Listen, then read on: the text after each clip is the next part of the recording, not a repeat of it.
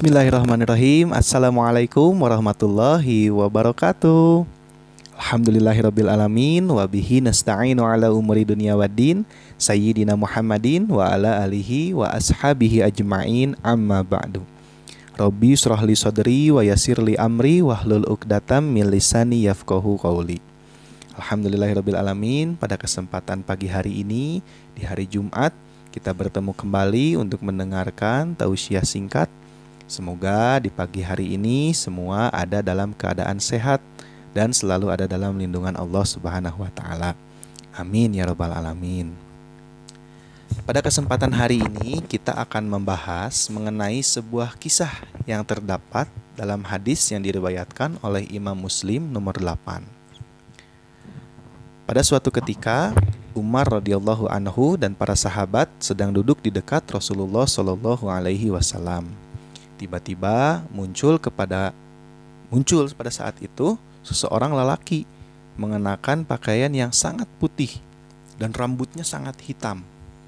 Tapi tidak terlihat tanda-tanda bekas perjalanan dan tidak ada seorang pun pada saat itu, para sahabat dan Umar sekalipun tidak mengenalinya.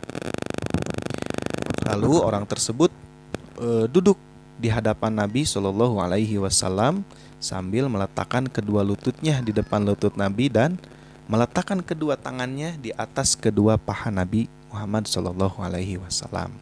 Dan orang tersebut berkata, "Ya Muhammad," katanya, "akhbirni anil Islam," katanya. "Ya Muhammad," artinya, "ceritakan kepadaku tentang Islam."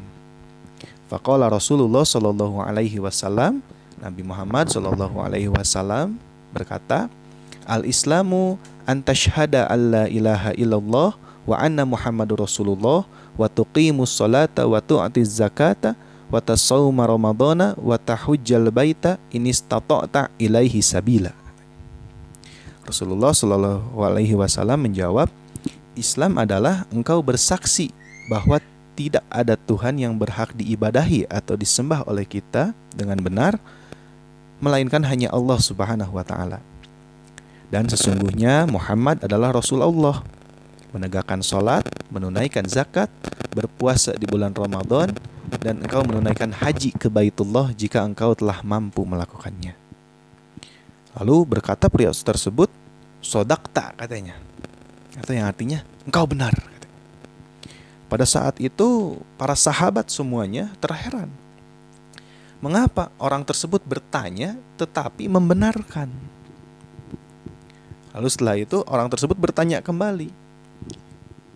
"Fa akhbirni anil iman," katanya. "Ceritakan kepadaku tentang iman." Lalu faqala Rasulullah menjawab, "Al-imanu anabillahi wa malaikatihi wa kutubihi wa rusulihi wal yaumil akhir wa tu'mina bil qadrihi khairihi wa syarrihi." Nabi menjawab, iman adalah engkau beriman kepada Allah, kepada malaikat Allah, kepada kitabnya, para rasulnya, hari akhir, dan beriman kepada takdir Allah yang baik dan yang buruk. Itulah yang kita kenal dengan rukun iman. Nah, para sahabat pria tersebut berkata, "Sodakta," katanya, "engkau benar."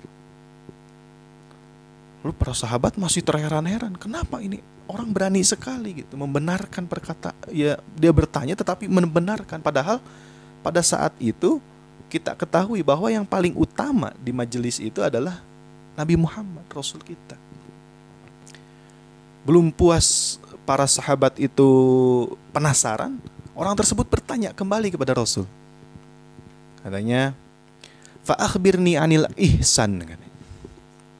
Qala, berkata Rasul, "Al-ihsanu an ta'budallaha ka'annaka tarah fa illam takun tarah fa innahu yarak." Katanya, hendaklah engkau beribadah kepada Allah seakan-akan engkau melihatnya. Kalaupun engkau tidak melihatnya, sesungguhnya Dia melihatmu. Katanya. Itu yang kita kenal dengan ihsan. Ihsan itu cabang ilmunya adalah ilmu akhlak, ilmu tasawuf, ilmu adab. Lalu setelah lelaki tersebut pergi, Nabi Muhammad SAW bertanya kepada Umar, "Wahai Umar," katanya, "tahukah engkau siapa lelaki tadi?" Lalu dijawab oleh Umar, "Allah dan Rasulnya lebih mengetahui." Lalu beliau bersabda, "Dia adalah Jibril yang mengajarkan kepada kalian tentang agama kita." Nah, inilah yang kita ketahui adalah sebagai rukun agama kita. Tadi ada rukun iman, rukun Islam, dan juga ihsan. Nah, pelajaran yang dapat kita ambil adalah dari ketiga ini tidak boleh kita pisah-pisahkan. Seperti contoh, ada seseorang yang saya hanya beriman. Jadi dia beriman, dia mengakui bahwa Allah itu Tuhan, Allah itu satu, Allah Maha Esa. Mengakui adanya malaikat, mengakui adanya Rasul, mengakui adanya kitab Allah, mengakui adanya hari akhir. Akan tetapi dia tidak melaksanakan Islamnya. Dia tidak melaksanakan sholat, dia tidak menunaikan zakat, dia tidak melaksanakan puasa. Atau dibalik, dia berislam tetapi tidak beriman.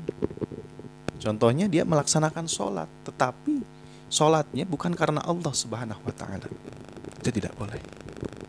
Begitu pula dengan ihsannya. Ihsan itu adalah adabnya. Ada orang yang sudah beriman kepada Allah Subhanahu wa ta'ala, lalu dia berislam melaksanakan sholat, tetapi ketika sholat, pakaian yang ia kenakan, dia menggunakan sarung, tetapi pakaian kaosnya, dia menggunakan kaos oblong. Bukan tidak boleh, boleh. Sholatnya sah, akan tetapi kurang ajar atau kurang adab. Karena ketika kita sholat, kita itu adalah menghadap kepada Allah Subhanahu wa ta'ala, sang pencipta kita. Tidak mungkin pada saat orang tersebut bertemu pejabat, bertemu presiden, atau bertemu orang-orang penting, bahkan saudaranya sendiri menggunakan pakaian seperti itu. Pasti ketika menemui sahabatnya, menemui pejabat, pasti menggunakan pakaian terbaik. Akan tetapi ketika sholat, sama seharusnya menggunakan pakaian yang baik, menggunakan pakaian yang bagus, menggunakan pakaian yang terbaik. Begitu. Mudah-mudahan kita semua termasuk ke dalam orang-orang yang bisa melaksanakan ketiga rukun tadi. Kita bisa beriman, berislam, dan juga kita bisa ihsan, memiliki adab yang baik.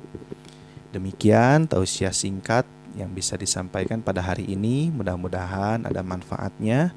Benarnya datang dari Allah Subhanahu wa ta'ala dan salahnya datang dari